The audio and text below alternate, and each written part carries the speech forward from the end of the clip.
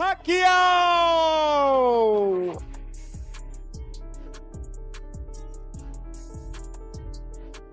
$146.8 pounds for the Pac-Man, 146.8 for Manny Pacquiao. That's our job. That's our job, to entertain the crowd, to give you a good fight. Floyd Mayweather weighs in 72.9 kilos, 72,900, 160.38 pounds.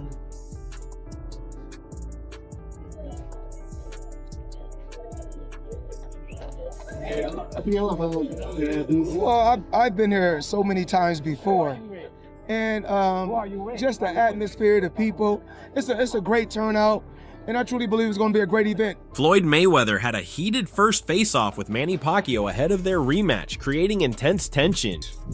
From Manny, now Manny has a lot of experience, you know, at the highest level and competing at the highest level, and that makes this that much more interesting. But like I said before, there's no blueprint on how to beat Floyd Mayweather, and he can tell you that himself. You're gonna have to take the whole room together. You're gonna have to put the whole world in the ring to beat me. I'm the best. Don't let them trick you into getting your ass whooped again. He's older than me. Oh, okay. I'm still young, so and I'm always active with this sport. So what I have done and accomplished in boxing, I think it's one of a kind, because to get a different weight division is not. Floyd Mayweather had a tense first face-off with Manny Pacquiao ahead of their rematch, creating a heated atmosphere and building serious tension between both fighters. I'm back because of boxing is my passion. I miss boxing, and I'm so thankful to God, because until now He gave me the strength, keep me safe, and give me good health. That's why Manny Pacquiao is still here, and I'm back. Woo! Woo! The last man who said I'm back was Michael Jordan. He came back and he won 3 titles. Are you channeling some of that? Well, this comeback is dedicated to the Lord my God that I'm serving. All right. I'm excited to the fight. I'm really hungry to win again the fight and give the fans a good fight. And I know, and I know the fans, they're waiting. Manny appeared completely prepared, staying calm, focused, and ready for another high-stakes showdown. Now we know there were rumors about this fight being cancelled, but Boxing Scene has confirmed that it's moving forward, sharing on X that Mayweather has agreed to a real fight. Manny Pacquiao also told Boxing Scene on Tuesday that Floyd Mayweather Jr. has officially agreed that their September 19th rematch will be a professional boxing match, and insider Lance Pugmire further backed it up, reporting that the fight is officially confirmed as a professional bout rather than an exhibition, with Floyd finally agreeing to the terms and stepping forward to complete the deal. Right? So we've been discussing this every day for the past couple weeks, because I think Mayweather is a brilliant marketer and has been able to get us to do that. And he's saying, you know, this is going to be an exhibition, that it's not going to be at the Sphere. Meanwhile, apparently he was already signed contracts that already had some upfront money, and Pacquiao's response was always, well, you have a deal. You can't get out of this. This is a real fight. There's no reason to have an exhibition, which I think a lot of insiders would agree. But now we understand yesterday there was a deadline given by Team Pacquiao and Pacquiao Promotions, but we have a fight, right, Lance? Correct. Manny Pacquiao reached out to me yesterday. We talked on WhatsApp, actually, and he said the fight is on. Floyd has come to the table. Everything's fine. We're good to go. I know Floyd has come out with a statement today saying not everything's done, and I'm not gonna look. I used to work for them, so I'm not gonna call fight hype Floyd's. Manny said Floyd now has nowhere to run, insisting that the rematch must happen as a professional fight, emphasizing how important it is to him and making it clear that he wants to teach Floyd a lesson inside the ring. He had no way to get out of that. He has to fight. Yes. Is it going to be an exhibition or is it going to be a sanctioned match?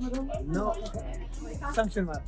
Awesome. Manny, are you happy that you're going to get the second opportunity? It seems like you guys are going to actually get in there again. Are you very excited to redeem yourself? Yeah. I know you spoke a lot about you were injured in the first fight and all, but what would this win mean for you in particular? Personally, you've accomplished so much, 8th division world champion and all, but what would a win over Floyd mean to you? Oh, this is very important. I want to give him a one. Is it a bragging rights thing for you, Manny? Like you can prove you're better than him? You can prove you're better than him? Is that what this is? It's about still showing you're better than him? Teach him a lesson.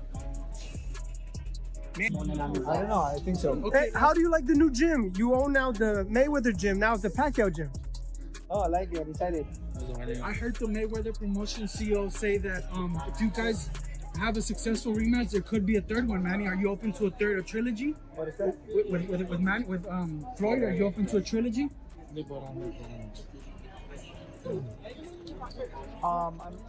If they demand it. We'll finish first. With the fight now confirmed, Manny Pacquiao has returned to training under coach Freddie Roach, showing that he's fully locked in and serious about his preparation as he heads into a focused and disciplined training camp.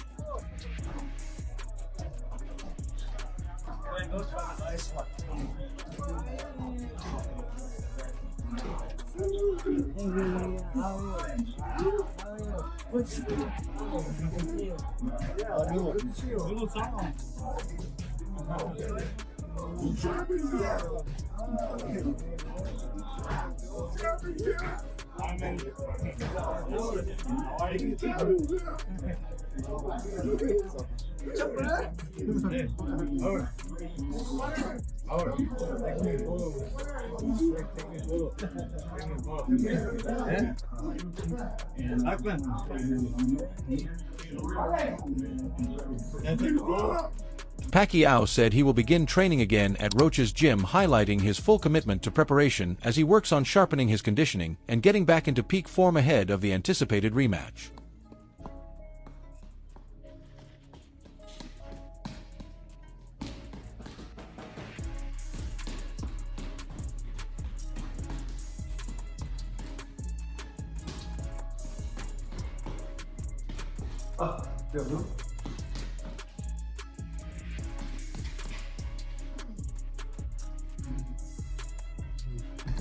So soon I'm going to start training for Mayweather fight. Yes. Robert Garcia claimed that Floyd isn't putting in serious work, while at the same time Manny is fully locked in running in the mountains, training hard and pushing himself through intense sessions to stay in elite condition. I bet you Mayweather, people think, oh, Mayweather's out of shape, he's not training. I'll bet you deep in, behind curtains, that was doing workouts. That is not, that's just to be in shape, to be able to box for 12 rounds. Mayweather's not killing himself in sparring. He's not killing his legs in fucking running. But I bet you he's doing workouts that are not gonna kill his legs and are not gonna fuck him up when it comes to sparring. But I bet you he'll be in shape for the fight. And I bet you don't win by decision. You think Mayweather decision? Manny's motivated. Manny's burning himself out. Too much runs like a fucking true champion does. But he's 48. Mayweather's older, Robert. Yes, but he's not doing the same workouts that Manny's doing. Manny's showing it to the world. Manny's running in front of 50. But he looks good when you watch. He's running hard and his body can't take that much. His body can't take that much. Mayweather knows his body can't take that much. That's why he's doing different trainings to be in shape, but to be able to perform and to be fast and to win a decision. Jose Ramirez, who spent time training alongside Manny Pacquiao in camp, spoke highly of how sharp and dangerous Manny still looks in the gym, saying Pacquiao would often knock out sparring partners during sessions, proving his power hasn't faded even at this stage of his career. Ramirez also explained that Manny sticks to a strict routine, running daily to stay in top physical condition and maintaining his endurance at a high level. Half of the time I was going, 8 round sparring sessions, dude. What does Jose Ramirez learn from Manny Pacquiao when you're in camp with him 3 times? What did you pick up from him? Honestly, his work ethic, you know, and then the best work ethic. The best work ethic. No days off, no light days. Every morning we used to get together and run. Even on sparring days, he runs. With 20, 30, 50 people? Even yeah, man, he has he has a lot of support out there. That's amazing. It's like a movie. It's like Rocky. We would go to the mall, and just because people knew we were his sparring partners, they wanted a picture with us. So he's the man. He had a lot of fans. He's so humble, though. He doesn't know he's Manny Pacquiao. Very down to earth. There was always like a crowd of 25 to 40 people outside the gym, from ladies to kids, just waiting for him. Money and he just give them all money before he walked in. Yeah, he's very generous, and he's very humble. He doesn't let the fame change. Like you never let the fame change you or nothing. You're the same person I met when you were a kid. But what did you learn boxing-wise besides work ethic? Is there any punch you learned? Is there any defensive move? Pacquiao's sparring sessions continue to reflect his relentless drive and elite skill set. Ramirez highlights how Manny approaches every round with full intensity, treating every session like a real fight. His punching power is still very evident, often stopping sparring partners from completing full rounds. When the training gets heated, this consistency shows that Pacquiao is still operating at a world-class level, blending speed, timing, and explosiveness that can trouble even younger fighters. The way he stays sharp in the gym reflects not only discipline, but also his ability to maintain top-level performance. Observers believe Pacquiao's preparation mirrors his championship mentality, proving that age has not slowed his competitive edge or fighting spirit. Pacquiao always... What made Pacquiao very dangerous is that, he was very explosive. So those punches that he just throw, he just throw, and all of a sudden, boom, boom. Yeah, you don't see it coming. It was that unexpected power, but it was put together by a combination of punches too. So his feet set it up. He had a heavy hand, so he used to snap his punches really good and pinpoint his shots really good. So he used to go to the top, body back to the top, and the second one would just boom, one punch. What's the craziest thing you've seen him do in the gym, not sparring partner? Not you. Oh, brother, I was lucky not to get hit by one of those left hands, but he dropped.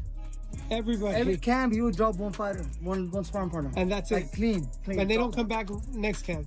Well, he dropped a couple in the Philippines. So. Paulie Malignaggi and Lance Pugmire discussed the ongoing uncertainty surrounding the Floyd Mayweather and Manny Pacquiao rematch, emphasizing how negotiations and public statements have created confusion. Pugmire pointed out that Floyd never officially confirmed anything after earlier rumors about an exhibition bout, while Pacquiao insisted the fight must be a real professional contest or not happen at all. The conversation highlighted how Pacquiao appeared more vocal in pushing the narrative forward, even announcing developments, while Floyd remained characteristically silent. Pacquiao made announcements. No, they're not going to be today. I have come all this way to talk to him. Is he going to talk to me? I don't know.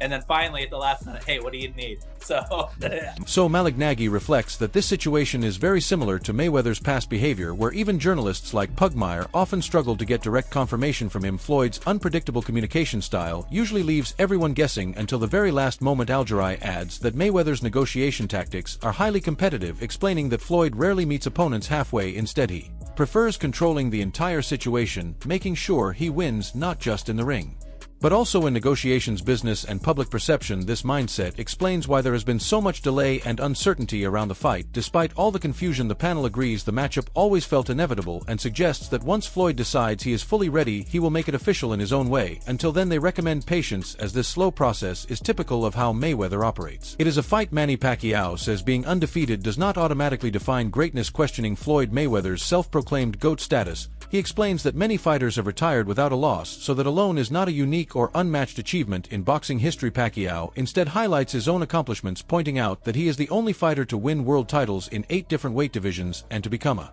champion across 4 decades, including the 1990s, 2000s, 2010s, and 2020s. He adds that these achievements speak for themselves without the need for self-promotion, and despite everything he still remains humble, saying he prefers to let the fans decide his legacy rather than defining it himself. When it comes to the potential rematch, Pacquiao makes his position very clear. He has no interest in an exhibition fight, insisting that if it happens, it must be a real professional bout where both fighters take risks and truly compete. Undefeated fighter, and you are. Yeah. What I can say is, like, he's a self-proclaimed GOAT. Right. Self-proclaimed GOAT, because he can't even claim in which part that he can claim that he's the only. He cannot claim that he's the only undefeated fighter who retired. There's a lot of fighters at least more than 15 fighters who undefeated, retired undefeated. So, but I can claim with some of those. The only 8 division and the only fighter who became a world champion in 4 decades, 4 different decades. 90s, 2000, 2010, 2020. So, but I'm not racing my own chair. I let the fans decide. Your chair high. Your chair is high already. I Man. mean, That's it. And you came 1 point away from having a belt in the 2020s. Oh no, you already had a belt in the 2020s. 2020, yes. Sir. Yeah. So, pardon me. Yeah. Yeah, sir. Sorry. Yeah. So that's 4 decades. You know, yeah, it's pretty good. Jazz Mathers explains that with so much money involved in the fight, it's unlikely either side will walk away. Especially with a massive global platform like Netflix on the table, he emphasizes that Floyd Mayweather ultimately cares about financial incentives, and once the full scale of the deal is understood, it should help push things forward. Mathers notes that negotiations are currently being handled through attorneys rather than directly with Floyd, which has made the process more complicated. Despite some back and forth and delays, he says progress is still being made and all parties are working toward a resolution. A strict deadline has been set, which has created urgency to finalize the agreement. Mathers remains confident that logic will prevail, believing the financial upside and global exposure will convince Floyd's side to commit. However, he also acknowledges that if terms are not met, alternative plans and even possible legal steps could come into play. It's about money. And all that Floyd needs to see is, you know, whoever is managing or representing Floyd today, I personally... It's hard to keep track. It's hard to keep track. I don't know what's going on over there. Have you been in negotiations over the past week since Floyd started backtracking? The attorneys are. So you, not and who are they? Are they? They're dealing with Floyd's attorneys, not Floyd, correct? Correct. We're dealing with attorneys. I mean, he's communicating with some of the other the production partners and such. There is direct conversation and stuff happening, but they just have to see the light as to the platform and the size of what Netflix is and what all opportunities it can bring. So, Jazz, let me ask you this. Yeah. What is the deadline? Obviously, Netflix already announced that you have to... What is the hard deadline to get this resolved? Tomorrow. Tomorrow, what time? 14th. End of business day. End of business tomorrow. Yeah. And we're getting ahead. We're getting ahead.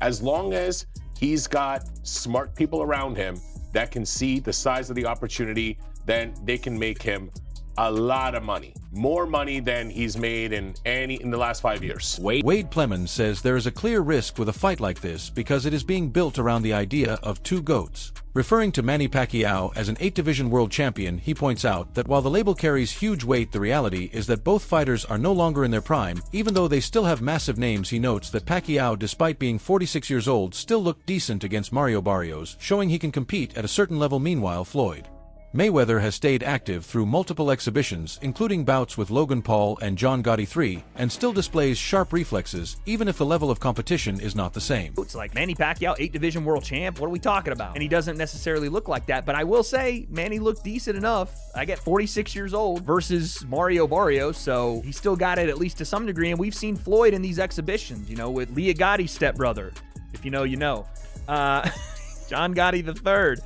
We've seen him against Logan Paul. We've seen him in these Deji, these exhibitions where he still has his reflexes. He still can fight, but oddly enough, this might be a hot take. When I watch it this second time around, you know, Manny had the shoulder issue the first time in 2015, and they were still at the top of boxing, but their skills were fading. But this time around, them being a little older, a little slower, you may get a better fight out of it. Not necessarily a better looking aesthetically or higher skilled, but you may get a better, just a generally better fight. And again, you do something like this because it was, at the time, and still is, the most watched behind pay-per-view fight ever. They generated $600 million, I think, or something like that. Plemons suggests that although neither fighter is at their peak like they were in 2010 or 2015, the decline could actually make the rematch more entertaining in a different way. It may not showcase the highest technical version of both men, but it could still produce a more action-driven fight compared to their first meeting. He also highlights the massive commercial value, reminding that their original fight generated around $600 million and became the most watched pay-per-view boxing event in history. With a platform like Netflix instead of traditional pay-per-view, the global reach could be even bigger. While he understands the criticism that boxing should focus more on building new stars, he argues that if legends can still perform and draw massive audiences, then these kinds of mega fights still hold real value. Which doesn't, I mean, yes, it has a paywall, but it's not pay-per-view behind that. you're going to get a lot of people that tune into this thing once again, just for that last go around, that last ride off into the sunset. So I listen, I don't think we're going to see anywhere near the skill that we would have seen had this been 2011, 2010 when it should have happened, but we still are going to get a decent enough fight. And I get both sides of the argument here when you're talking about, do we want to see it? Is it really good for the sport? Do we really need to see it? Are we going to have a better way of building the next generation of fighters to where we don't have to rely on these big one-off, exhibition type fights? I get all that and I hear it all, but I also think there's something to be said for if guys still have the ability, if they still are with it mentally and physically, and they still can draw a crowd, who's to say that we should stop them from fighting? It may not be the best look that this is who you get the biggest viewing numbers for, and that should be an indictment on boxing building. That's it for today's video. Stay tuned until next time.